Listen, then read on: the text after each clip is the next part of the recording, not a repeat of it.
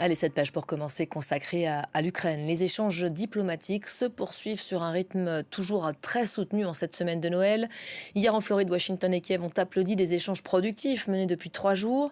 La délégation russe, qui était elle aussi à Miami, n'a fait aucun commentaire. Mais Vladimir Poutine, resté à Moscou, a surpris en envisageant pour la première fois d'inclure les Européens dans les discussions. Première fois en 3 ans que le chef du Kremlin se dit prêt au dialogue avec son homologue Emmanuel Macron. Alors que les échanges entre la France et la Russie sont totalement rompus depuis juillet dernier, le Kremlin s'est dit prêt à reprendre le dialogue avec Emmanuel Macron. Une rare parole d'ouverture qui intervient suite à la main tendue du président français lors du Conseil européen. Je constate qu'il y a des gens qui parlent à Vladimir Poutine. Donc, je pense que nous, Européens et Ukrainiens, on a intérêt à trouver le cadre pour réengager cette discussion en bonne et due forme. Sinon, on discute entre nous avec des négociateurs qui vont seuls discuter avec les Russes. Ce n'est pas optimal. Un espoir de dialogue qui ferait presque oublier l'image de leur dernière rencontre glaciale au Kremlin en 2022. Un président français seul, tenu à distance par son homologue au bout d'une longue table ovale. Après avoir longtemps soufflé le chaud et le froid concernant l'Ukraine, par ce rapprochement avec la France, Vladimir Poutine souhaite-t-il faire asseoir les Européens à la table des négociations? Ou le fait-il pour diviser et obtenir un plan de paix selon ses seules conditions? Depuis son retour au pouvoir en janvier dernier, Donald Trump a renoué le dialogue avec la Russie et pousse l'Europe à revoir ses plans. Après bientôt 4 ans de guerre en Ukraine, les émissaires de la Maison-Blanche mènent actuellement une série de pourparlers avec Russes, Ukrainiens et Européens dans l'espoir d'aboutir à un accord de paix durable. Voilà, on va aller plus loin avec notre invité du jour, le général François Chauvency. Bonjour et merci d'être avec nous. Vous êtes rédacteur en chef de la revue Défense de l'Union, IHEDN, Institut des hautes études de défense nationale. Merci d'être à nos côtés. On vient de résumer en quelques mots l'état de la situation diplomatique. Elle est quand même assez effervescente, les réunions s'enchaînent. On a quand même le sentiment, à entendre les participants, que ça avance. Pourtant, pour le moment, concrètement, on n'en sait toujours rien. Moi, je n'ai pas du tout l'impression que cela avance. On fait beaucoup d'annonces, on fait beaucoup de déclarations. Je dirais, on a des signaux faibles. Des signaux faibles. Il y aurait peut-être une piste pour trouver un début de négociation, à condition, bien entendu, qu'on soit un peu plus clair sur l'ensemble des plans de paix. On connaît le plan de paix en 28 points transmis par les Américains aux Ukrainiens et aux Européens.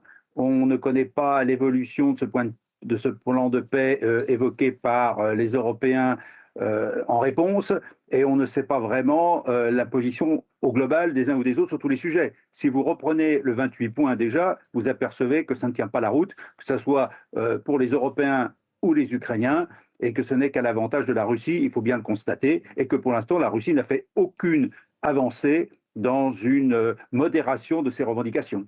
Et la Russie qui participait à ces discussions, mais à part, hein, elles étaient en Floride. D'ailleurs, le chef de la délégation russe est en route pour Moscou. Il n'a fait aucun commentaire. Il réserve ses commentaires à Vladimir Poutine. Qu'est-ce qu'il y a de nouveau sur la table, à part cette petite phrase du chef du Kremlin qui, aujourd'hui, dit vouloir accepter de parler avec Emmanuel Macron? Comment est-ce qu'il faut l'interpréter, ça? Je parlais de signaux faibles. Il est certain qu'il ne peut pas y avoir de négociation sans qu'il y ait une démarche avec toutes les parties prenantes. Or, l'Europe est partie prenante de la paix en Ukraine et en Europe. Il serait anormal qu'elle ne soit pas associée. Et je dirais que ce qu'a fait le président Macron part dans le bon sens. C'est-à-dire qu'il a effectivement, comme vous l'avez dit dans votre reportage, tendu la main. Poutine l'a saisi, puisqu'il avait une grande conférence de presse justement le 19 décembre dernier, pendant 5 heures, où il a donné un certain nombre de pistes. Et même d'ailleurs, dans son discours, on sentait qu'il y avait une certaine, je dirais, ouverture. Je relativiserai, hein. Ce n'est pas parce que ça a été dit vaguement dans un discours que ça va être la réalité. Aujourd'hui, de toute façon, il est net que Vladimir Poutine pense qu'il a les cartes en main. Il pense gagner sur le terrain à court ou moyen, sinon long terme, et que de l'autre côté, les Européens et les Ukrainiens sont obligés de trouver une solution pour pas peut-être que l'Ukraine ne finisse par s'effondrer au bout de quelques mois. Quand vous dites une certaine forme d'ouverture à relativiser, on comprend, mais ouverture à quoi? À inclure, par exemple, les Européens dans le cercle de discussion? Oui, tout à fait. Comment peut-on négocier la paix en Europe sans les Européens qui soutiennent la guerre en Ukraine? Quand on décide au niveau de l'Union européenne d'attribuer 90 milliards d'euros de prêts à l'Ukraine pour les 2 ans à venir dans la guerre qui a lieu actuellement, ce qui veut dire quand même qu'on se prépare une guerre longue de toute façon, il est certain que c'est un levier de pression qui a été mis en place par l'Europe et que Vladimir Poutine ne peut pas mettre ça, balayer ça d'un revers de main. 90 milliards d'euros, même si ça vient dans les mois qui viennent, ça va contribuer à la défense de l'Ukraine et perpétuer finalement un conflit. Et à terme, peut-on croire que la Russie peut tenir dans la longueur? On voit bien que en 2025-2026, mais c'était déjà annoncé depuis 3 ans, que la situation économique en Russie fatalement allait se dégrader. Et tout pays en guerre, au bout de 4 ans, a une économie qui se dégrade. Donc il y a bien un moment donné où même Vladimir Poutine sera obligé de faire peut-être quelques concessions. Et là, vous avez eu un moyen de pression financier qui est quand même très conséquent.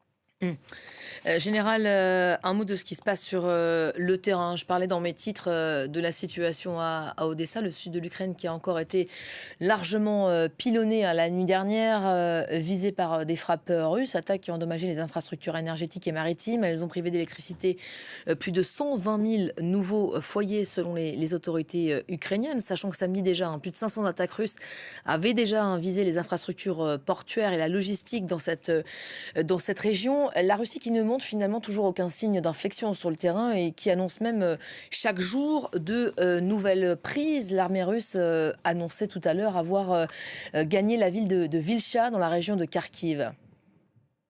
Alors oui, c'est de nombreux petits villages qui sont pris les uns après les autres, qui ne sont pas très significatifs au point de vue, je dirais, population ou même importance, mais ce sont des points où effectivement la Russie montre qu'elle progresse.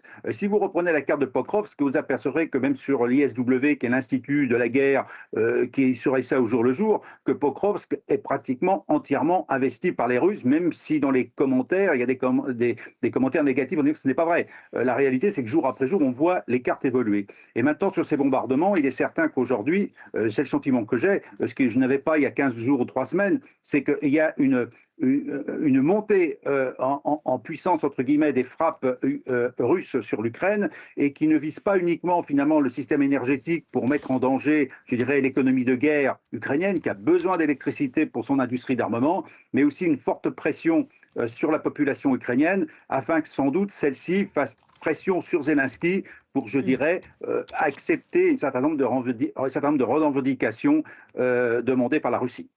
On en est toujours là, les Russes qui tiennent toujours à leurs élections présidentielles en Ukraine. L'Ukraine qui s'illustre aussi tout de même par des coups d'éclat. Je vais en résumer quelques-uns. Un navire de la flotte fantôme visé en Méditerranée il y a 3 jours. Un gisement pétrolier russe en mer Caspienne également touché par des drones le lendemain. Et puis ce matin, ce général de l'état-major russe qui a été tué dans ce qui semble être un attentat à la voiture piégée à Moscou. On a les images, on va peut-être les voir. Pas de revendication encore de la part de l'Ukraine. Il y a une enquête russe qui a été ouverte. La Russie dit avoir ouvert une enquête pour le meurtre de Fanil Sarvanov, chef du département de la formation opérationnelle au sein de l'état-major. C'est un gros bonnet, comme on dit. Le Kremlin suspecte les services secrets ukrainiens. Qu'est-ce que ça nous dit aujourd'hui de l'Ukraine et de sa capacité de nuisance ?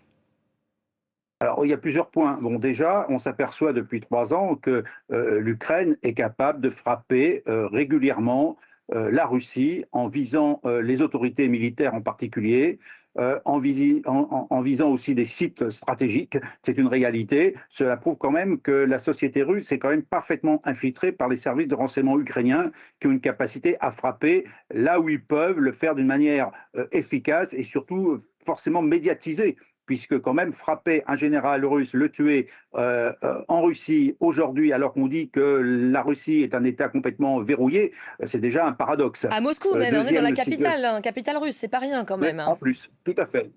Et ce n'est pas le premier, donc c'est une vraie réalité. Maintenant, le deuxième point que vous avez évoqué, c'est les frappes sur toute je dirais, la capacité d'exploitation du pétrole, qui est finalement le nerf de la guerre. C'est là que la Russie obtient l'argent nécessaire à son effort de guerre. Alors que ce soit sur des sites pétroliers, que ce soit sur des navires transportant le pétrole, y compris sous forme de navires fantômes, donc non russes. Oui, c'est aussi la deuxième partie de la guerre. Autant j'ai évoqué tout à l'heure la Russie qui frappait le système énergétique ukrainien pour l'affaiblir, autant l'Ukraine est capable aujourd'hui aussi de perturber fortement la capacité russe à produire du pétrole et à l'exporter. Nous sommes dans une guerre aussi économique qu'on ne voit pas beaucoup. On a parlé du terrain il y a quelques instants, mais la guerre économique, elle est là aussi, c'est-à-dire affaiblir l'adversaire en démontant, en cassant tout son système productif qui lui permet de financer cette guerre. Donc nous sommes bien dans cette capacité qui va plus que de la nuisance. Alors maintenant, est-ce que ça va faire changer Vladimir Poutine? J'en suis pas certain, parce que ça fait quand même plusieurs mois que ça arrive, sinon un peu plus. Donc aujourd'hui, Vladimir Poutine a sa ligne de conduite, et que malgré ces coups qui sont des coups réels, je ne pense pas que ça le fasse changer d'avis aujourd'hui. Merci beaucoup, Général François Chauvency. Merci d'avoir été avec nous dans ce journal pour décrypter ces derniers faits d'actualité en Ukraine ou en Russie.